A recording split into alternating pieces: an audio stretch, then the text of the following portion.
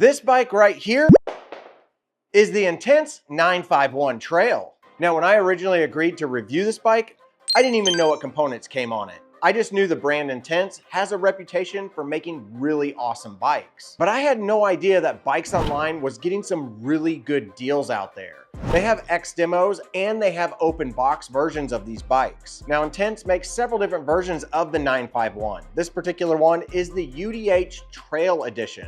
The UDH simply stands for the way the derailleur mounts up. They have a non-UDH and a UDH one. And if you can swing it, I recommend getting the UDH. Now, I have to admit, this bike looks absolutely perfect on paper, but the question is, will this bike actually ride as good as the specs say it's going to? So we finally got some good weather around here and I was able to get out on the trail. And I want to tell you guys all the good things and the bad things. But before we do that, let's recap all the specs that come on this bike. First up, let's talk about this frame. It's a carbon frame. Both front and back triangles are made of carbon and it offers a flip chip. So all depending on your riding style, you can set it in high mode or you can set it in low mode. The next most impressive thing on this bike is definitely going to be the suspension. With a Fox 36 up front that's 150 millimeters and a Fox Float X in the back that's 140 millimeters, this bike is like riding on a cloud. The front fork is of course boost spacing, which keeps up with the industry standards. You're gonna have the grip damper in it and you're also gonna have rebound adjustment. And the Fox Float shock is gonna feature a piggyback style shock. It's gonna have a switch to switch between soft and firm, and then it's also gonna have a rebound setting. Now, I did find the front fork I could set up just about like every other bike, but this rear shock, the way that the suspension is set up, I did have to run my pressure much higher than what I would typically run just to get 30% sag. Typically, I run about 190 PSI on most of my bikes. For instance, the Superior bikes and the Polygon bikes, I all run right around 190 PSI in my rear shock. But with this one, I found I needed to go closer to 230. That was pretty high, but once you get it set, you don't have to worry about it. Just know if you do pick up one of these bikes and you're used to running your suspension at a certain PSI, that's probably gonna change whenever you jump on this one. And then next up, of course, are these brakes. These are TRP brakes and they're Slate. These are the 4-piston version of the Slate brakes. These things stop really, really well. I'm a huge fan of TRP brakes. The rotors are much thicker on a TRP brake, and they also give you really good adjustability for the lever. And speaking of the lever, it's a 2-finger lever, which feels really close to the higher end Shimano stuff. The wheels aren't really anything special in my opinion. They're WTB wheels. They're a little bit heavy, but for a bike at this price point, it's definitely a good quality wheel. They're tubeless ready. These tires, on the other hand, I did feel that they rolled really slow. I'm usually a huge fan of Kenda tires. These are 2.4 inch wide, and typically that width and the Kenda brand roll really fast. But this particular setup just wasn't working for me in my local trails. Now, as far as the other components on this bike, most of them are Intense branded. You've got an Intense branded dropper post, Intense branded grips, and you have Intense branded bars and a stem.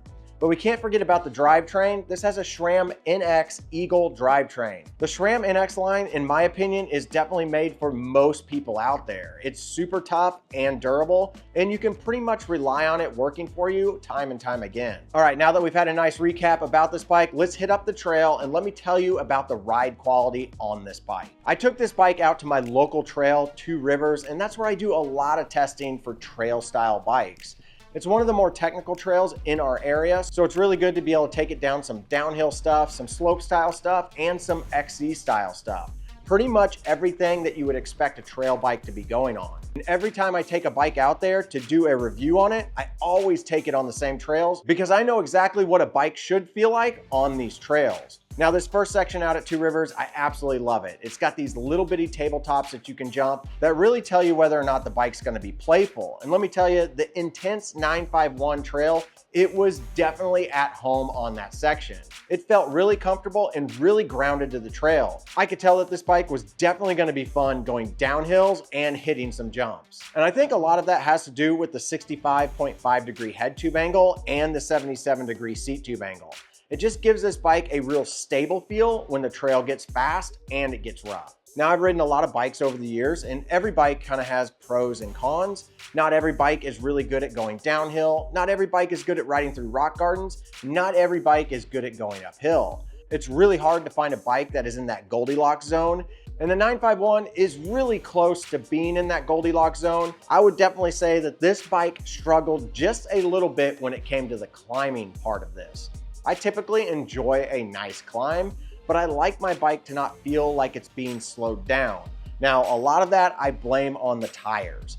I don't think that these Kenda tires are extremely fast. They're probably pretty heavy, and the fact that I didn't go tubeless probably is playing a major part in that. So I think that if I were to go tubeless and change these out to some more speed-worthy tires, then this bike would definitely climb a lot better. The geometry says that it should be a fairly decent climber. When I compare that to some of the other bikes that I've ridden, it's pretty much spot on to the same geometry. So the only thing that I can come up with, heavier tires, slower tread. So maybe I'll upgrade the tires on this thing and see if it improves in its climbing. But as of right now, that's the only downfall that I have found on this bike. This bike felt really responsive on downhill sections and riding through some berms. And then whenever I hit up rooty, rocky sections, it definitely felt right at home. The Fox suspension really played a big part in that. And I definitely think the carbon frame made this bike more flickable as it was going down the trail. And one of the things that I was really impressed with whenever I did go down hills is the dropper post. This dropper post got out of the way with no issues whatsoever. Sometimes you get dropper posts that are a little bit finicky. This one seemed to work great right out of the box. I also noticed that the SRAM shifting was shifting spot on. I didn't have to dial it in or tune it at all. It just shifted great through every gear that I went through. The TRP brakes were of course awesome. I knew these brakes were going to be awesome. I'm a big fan of TRP brakes. I've used them on my Polygon T9 and my Marin Team 2 for the past year. Now, one thing I did notice about this bike is it did feel like the reach was relatively short. When I compare it to my other bikes, it doesn't seem like it's too far off. So I think the next time I go out, I'm gonna adjust the seat back a little bit and see if that helps it a little bit more, especially on those climbs. And if I still need a little bit more room, I can get a slightly longer stem to correct some of that reach. But overall, the stack height felt really good. I don't know if you guys remember, but I've reviewed a lot of Marin Rift Zone bikes, and I love the stack height on the Marin Rift Zone. This bike felt just like that. Felt exactly at the stack height that I would personally enjoy.